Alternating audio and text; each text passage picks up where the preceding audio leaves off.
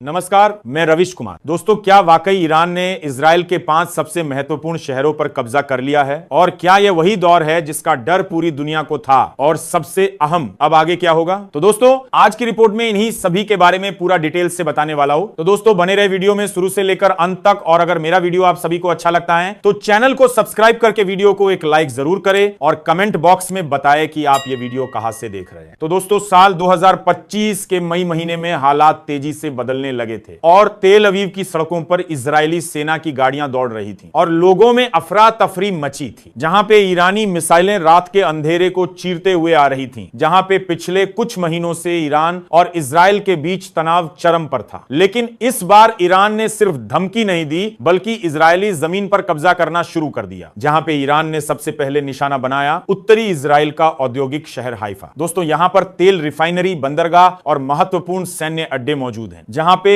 रात के करीब 2 बजे ईरानी विशेष बल हाइफा के बाहरी हिस्सों में घुस गए और रॉकेट हमले हुए। ड्रोनों ने बिजली की सप्लाई ठप कर दी और फिर 24 घंटे के भीतर हाइफा का प्रशासनिक नियंत्रण ईरानी फौज ने अपने हाथ में ले लिया। फिर इजरायली सैनिक पीछे हटने लगे और लोग शरणार्थी कैंपों की ओर भागने लगे, जहां पे यह कब्जा पूरी दुनिया के लिए चौंकाने वाला था। फिर हाइफा में सफलता के बाद ईरानी सेना ने दक्षिणी रेगिस्तानी इलाके बेरशेबा की ओर रुख किया, जहां पे से इजराइल का नेगेव क्षेत्र नियंत्रित होता, जहां पे बेरशेबा में इजराइल की वायुसेना का बेस भी था। इसीलिए ईरान ने मिसाइलों से रनवे तबाह कर दी। फिर रात भर जारी हमलों के बाद बेरशेबा पर ईरान का झंडा लहराने लगा। फिर इजराइल के प्रधानमंत्री ने कहा, यह इजराइल के इतिहास का सबसे काला दिन है। फिर अशदूद इजराइल का सबसे बड़ा बंदरगाह है, यहां से देश की अर्थव्यवस्था का बड़ा हिस्सा चलता है। जहां पे ईरान ने बंदरगाह पर हमला कर पूरी सप्लाई चेन तोड़ दी और हजारों कंटेनरों को जला दिया। और फिर समुद्र तट पर ईरानी नौसेना ने कब्जा कर लिया। फिर रात भर धमाके होते रहे, लेकिन सुबह तक शहर की सड़कों पर ईरानी सैनिक गश्त करने लगे। फिर ईरान ने तेल अवीव, जो इजराइल की आर्थिक राजधानी, सबसे सुरक्षित मानी जाने वाली जगह है, वहां ईरानी सेना ने इसे चारों तरफ से घेर लिया। फिर स्मार्ट बम और ड्रोनों ने एयर डिफेंस को पंगु कर दिया। फिर 48 घंटे तक तेल अवीव घेराबंदी में रहा, जहां पे इजराइल की संसद, बैंकों के मुख्यालय और हाईटेक हब थे। फिर ईरानी सैनिकों ने धीरे धीरे शहर के उत्तरी इलाके पर कब्जा जमाया, जहां पे हजारों लोग राजधानी छोड़ने पर मजबूर हुए। फिर इजरायली सेना ने यरूशलेम पर आया, जो कि इजराइल का एक ऐसा शहर है जिसकी फिजाओं में इतिहास की गूंज बसी। और ये एक ऐसा शहर जहां धर्म, राजनीति और पहचान की जड़ें इतनी गहराई से फैली हैं कि कोई उसे छूने की भी सोच नहीं सकता। लेकिन ईरान ने वो कर दिखाया जिसने पूरी दुनिया के होश उड़ा दिए। जहां पे यरूशलेम की दीवारें, जो सदियों तक संघर्ष झेलती आईं, आज आखिरकार इस बार ढह ही गई। जहां पे सभी को लग रहा था कि ईरान तेल अवीव पर ही रुक जाएगा। लेकिन 3 जून की रात करीब 1 बजे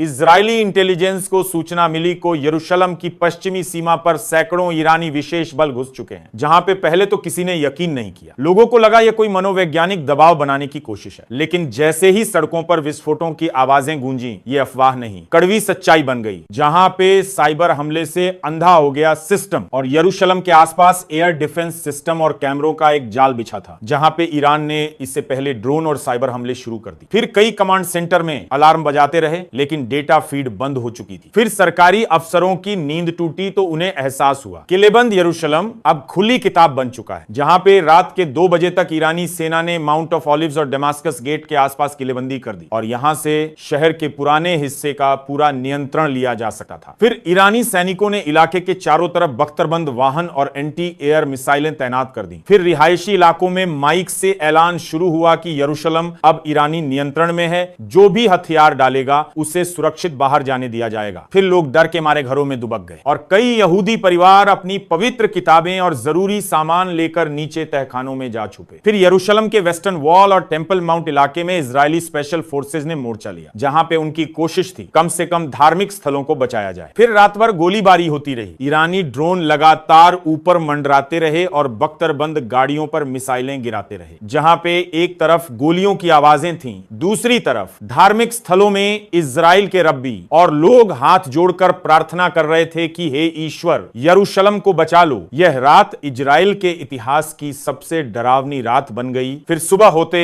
होते ईरानी बल ने यरूशलेम के मुख्य सरकारी इलाकों की घेराबंदी पूरी कर ली। फिर प्रधानमंत्री कार्यालय के बाहर एक भारी टैंक तैनात कर दिया गया और संसद की इमारत के गेट पर ईरानी ध्वज फहराने की तस्वीरें दुनिया भर के न्यूज चैनलों पर चलने लगी, जहां पे ये तस्वीरें इजराइल के मनोबल को तोड़ने के लिए काफी थीं और फिर यरूशलेम की सड़कों पर तबाही के निशान थे, जहां पे बिजली के खंभे उखड़े पड़े थे, दुकानें लूट ली गईं, एम्बुलेंस रास्ता खोज रही थी और लोग अपने बच्चों को सीने से चिपकाए शरण लेने की कोशिश कर रहे थे। फिर रात भर अस्पतालों में घायल सैनिकों और नागरिकों का तांता लग गया, जहां पे खूह से लथपथ लोग पूछ रहे थे हमारा कसूर क्या था। फिर सुबह 9 बजे इजरायली सेना ने आखिरी बार पलटवार की कोशिश की, जहां पे हेलीकॉप्टरों से मिसाइल दागे गए, लेकिन ईरानी एयर डिफेंस इतना मजबूत था कि कुछ हासिल नहीं हुआ। फिर दोपहर तक इजरायली सेना को आदेश मिला, जान बचाओ, यरूशलेम को अस्थायी रूप से खाली करो। फिर यह आदेश इजराइल के लिए किसी हार के ऐलान से कम नहीं था। जहां पे दोपहर 1 बजे यरूशलेम की प्राचीन दीवारों पर ईरानी सैनिकों ने अपना हरा सफेद झंडा फहरा दिया, जहां पे यह पल इतिहास में हमेशा के लिए दर्ज हो गया। फिर वॉशिंगटन, लंदन, पेरिस, हर जगह लोग टीवी पर यरूशलेम की तस्वीरें देख रहे हैं। फिर संयुक्त राष्ट्र ने आपातकालीन बैठक बुलाई, लेकिन तब तक यरूशलेम पर कब्जा पूरा हो चुका था, जहां पे यरूशलेम जिसने